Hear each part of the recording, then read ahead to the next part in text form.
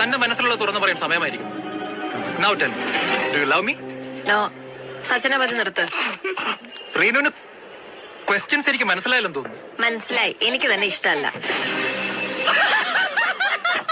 ഓ, ഞാനൊന്ന് വഴക്ക് പറഞ്ഞതിനുള്ള പരിഭവം.